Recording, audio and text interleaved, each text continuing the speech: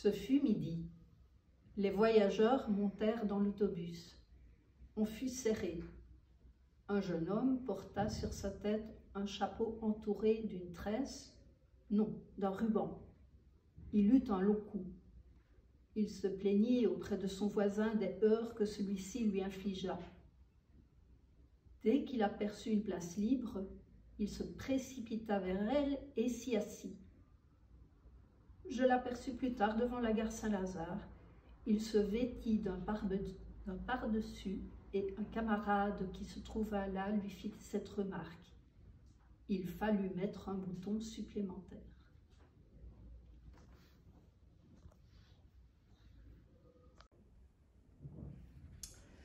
Sur la plateforme plat d'un autobus de la ligne SS, pour qui sont ces serpents qui sifflent sur... Bref, il était environ midi.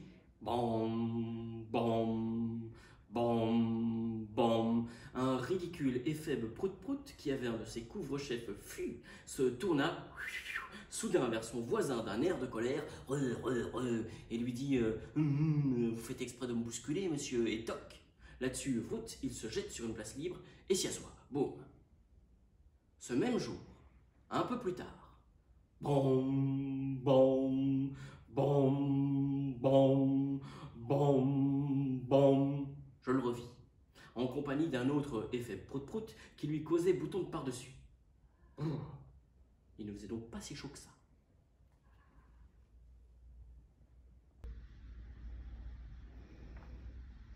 Un giorno, in pleno pomeriggio, gli sale sulla piattaforma di un autobus e là che l'uomo gli vidi un giovane uomo a lunghe colle e aveva la trecce attorno del cappello.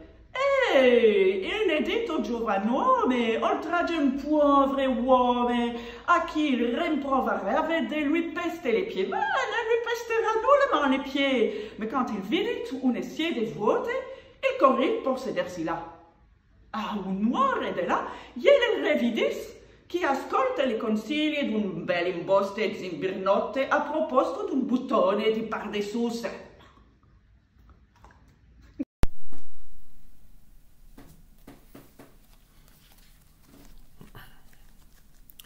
Sol erat in regionem zeniti et calor atmospheri magnissima.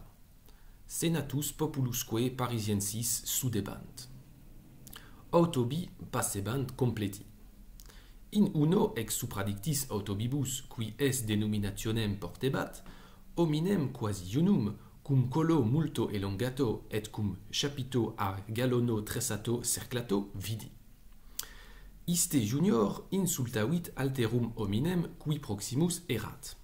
Pietinat inquit pedes meos post deliberationem animae tuae. Tunc sedem librum vidente, cucurit la. Sol duas horas in coelo abebat descendues.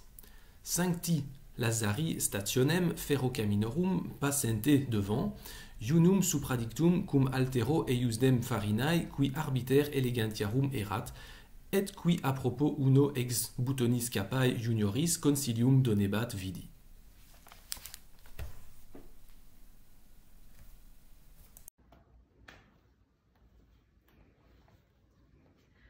Autobus, plateforme d'autobus, c'est le lieu. Midi, environ midi, c'est le temps. Voyageur, querelle, une querelle de voyageurs, c'est l'action. Homme, jeune, chapeau, long ou maigre, un jeune homme avec un chapeau et un galon tressé autour, c'est le personnage principal. Quidam, un quidam, c'est le personnage second. Moi, c'est le tiers personnage narrateur. Mot, c'est ce qui fut dit, place libre, place occupée, une place libre ensuite occupée, c'est le résultat. La gare Saint-Lazare, 1 heure plus tard, un ami, un bouton. Autre phrase entendue, c'est la conclusion logique.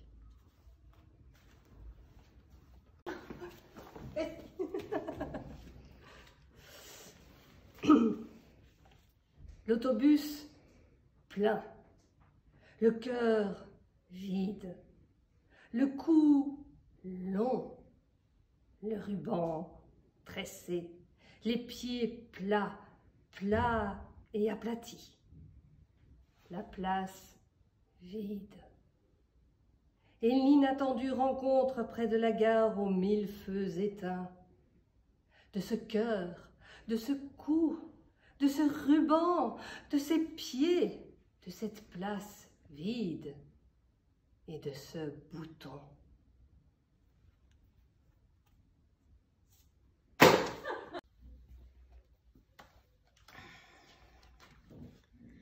Après une attente infecte sous un soleil ignoble, je finis par monter dans un autobus immonde où se serrait une bande de cons.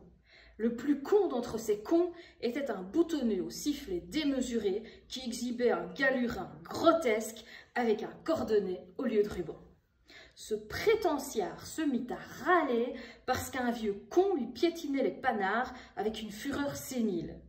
Mais il ne tarda pas à se dégonfler et se débina dans la direction d'une place vide, encore humide de la sueur des fesses du précédent occupant.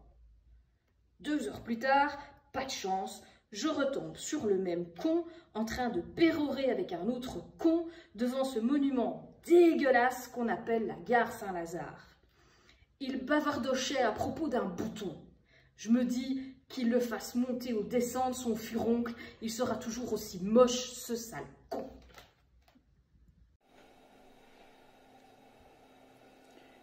Alors, l'autobus est arrivé. Alors, j'ai monté dedans. Alors, j'ai vu un citoyen qui m'a saisi l'œil. Alors, j'ai vu son long cou et j'ai vu la tresse qu'il avait autour de son chapeau. Alors il s'est mis à pester contre son voisin qui lui marchait alors sur les pieds. Alors il est allé s'asseoir. Alors, plus tard, je l'ai revu cours de Rome. Alors il était avec un copain. Alors il lui disait, le copain, « Tu devrais faire mettre un autre bouton à ton par-dessus. » Alors...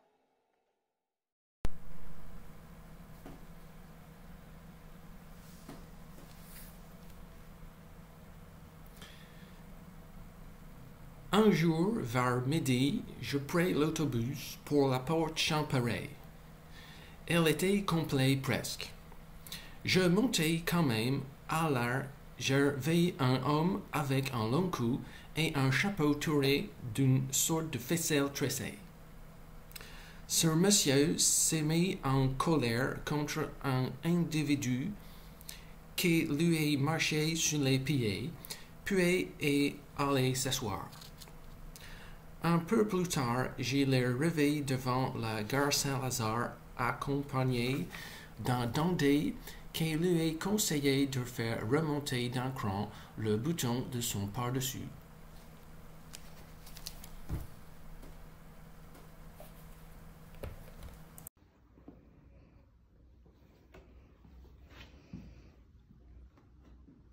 À midi, la chaleur s'étale autour des pieds des voyageurs d'autobus, que, placés sur un long cou, une tête stupide, ornée d'un chapeau grotesque, viennent à s'enflammer, aussitôt pètent la querelle.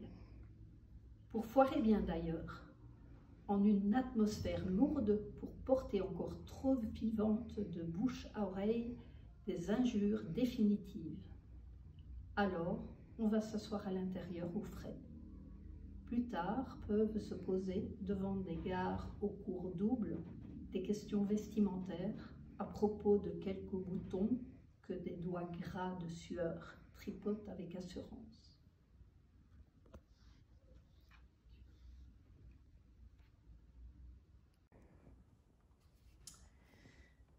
Les autobus sont doux au toucher. Surtout si on les prend entre les cuisses et qu'on les caresse avec les 2 mains de la tête vers la queue, du moteur vers la plateforme. Mais quand on se trouve sur cette plateforme, alors on perçoit quelque chose de plus âpre et de plus rêche qui est la tôle ou la barre d'appui. Tantôt quelque chose de plus rebondi et de plus élastique qui est une fesse. Quelquefois il y en a 2, alors on met la phrase au pluriel. On peut aussi saisir un objet tubulaire et palpitant qui digurgite des sons idiots, ou bien un ustensile aux spirales tressées plus douce qu'un chapelet, plus soyeuse qu'un fil de fer barbelé, plus veloutée qu'une corde et plus menue qu'un câble. Ou bien encore on peut toucher du doigt la connerie humaine, légèrement visqueuse et gluante à cause de la chaleur. Puis si l'on patiente 1 heure ou 2, alors, devant une gare raboteuse, on peut tremper sa main tiède dans l'exquise fraîcheur d'un bouton de Corozo qui n'est pas à sa place.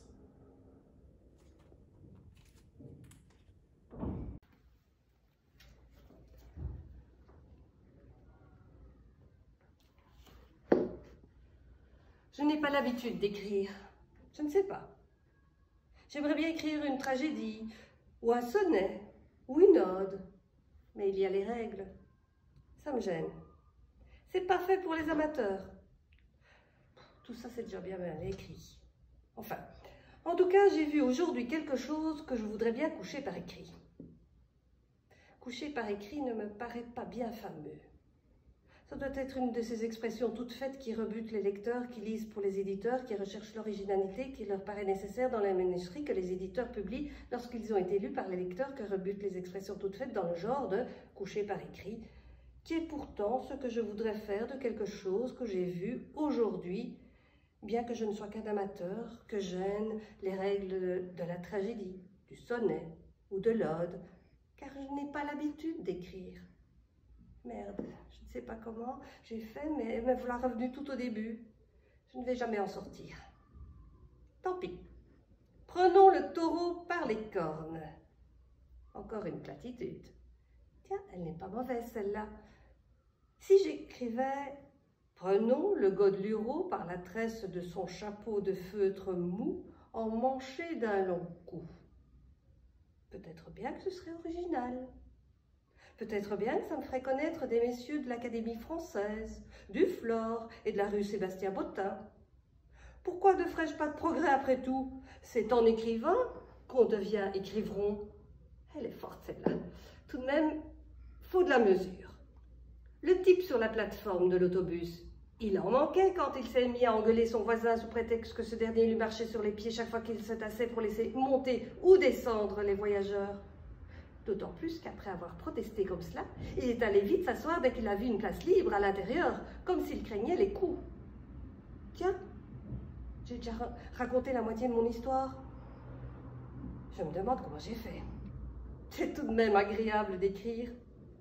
Mais il reste le plus difficile, le plus calé, la transition.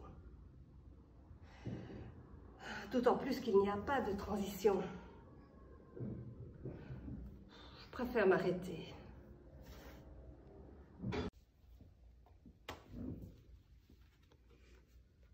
Un jour de canicule, sur un véhicule où je circule, gesticule un funambule au bulbe minuscule, à la mandibule en virgule et au capitule ridicule. Un somnambule lacule et l'annule, l'autre articule, crapule, mais dissimule ses scrupules, recule, capitule et va poser ailleurs son cul. Une hule à prule, devant la gueule Saint-Lazule, je l'aperçule, qui discule à propos de boutule, de par-dessus.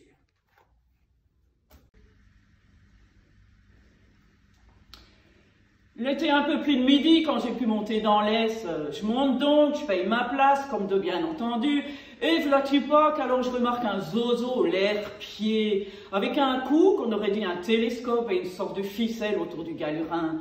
Je le regarde parce que je lui trouve l'air-pied, quand le voilà-tu pas qui se met à interpeller son voisin. Dites donc, qu'il lui fait, vous pourriez pas faire attention, qu'il ajoute.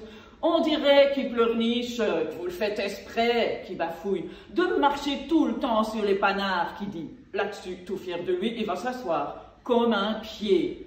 Je repasse plus tard, cours de Rome, et je l'aperçois qui discute le bout de gras avec un autre zozo de son espèce. Dites donc, qu'il lui faisait l'autre, tu devrais, qu'il lui disait, mettre un autre bouton, qu'il ajoutait à ton pardingue, qui concluait.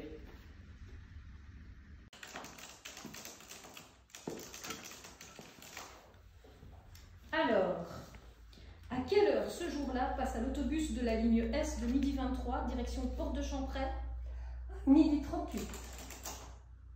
Y avait-il beaucoup de monde dans l'autobus de la ligne S sus-désigné? développé. Qui remarquâtes-vous de particulier? Un particulier qui avait un très long cou et une tresse autour de son chapeau.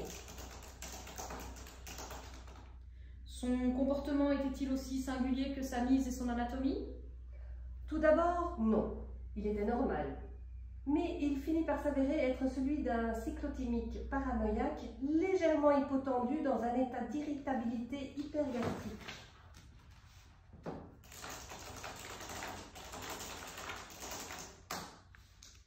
Comment cela se traduisit-il? Le particulier en question interpella son voisin sur un ton pleurnichard en lui demandant s'il ne faisait pas exprès de lui marcher sur les pieds chaque fois qu'il montait ou descendait des voyageurs. Ce reproche était-il fondé? Je l'ignore. Comment se termina cet incident? Par la fuite précipitée du jeune homme qui alla occuper une place libre.